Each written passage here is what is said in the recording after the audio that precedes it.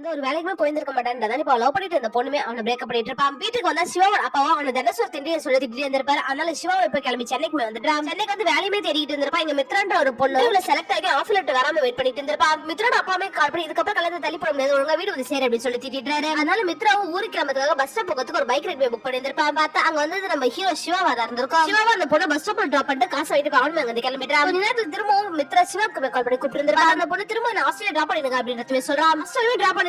பார்த்தா அவ இருந்த ரூம்ல வேற ஒரு ஆள் வந்துட்டாங்கன்றதுமே சொல்றாங்க. அதனால என்ன பண்றது தெரியாம மித்ராவும் திரும்ப சிவா கால் பண்ணி கூப்பிடுறான். மித்ராவும் சிவா கிட்ட எனக்கு ஹாஸ்டல் கிடைக்கிறதுக்கு என் கூடவே இருங்க, உங்களுக்கு அமௌண்ட் போய் கொடுத்துறேன் அப்படின்றதுமே சொல்றான். அதனால இவங்க ரெண்டு பேருமே சேர்ந்து இப்ப ஹாஸ்டல் போய் தேடிட்டு இருப்பாங்க. எங்க தேடி ஹாஸ்டல் போய் கிடைச்சிருக்காது. மித்ரா இப்ப சிவா கிட்ட 10,000 ரூபாய் ஏதாவது ஹாஸ்டல் தான் சொல்ல தேடலாம் அப்படின்றதுமே சொல்றான். 10,000 ரூபாய் சொன்னதும் சிவா யார் ரூமுக்கே வந்து ஸ்டே பண்றீங்களா அப்படின்றதுமே கேட்கறான். சிவாவை 2 மாசமா ரூம் ரெண்டுமே கட்டி இருந்திருக்க மாட்டான். அதனால அந்த ஓடல் போட்டு அவன் பயங்கரமா திட்டிட்டு இருந்திருப்பாங்க. சிவாவோட ரூமுக்கு கூப்பிட்டாலும் மித்ரா கடுப்பாயிட்டு இருப்பாங்க.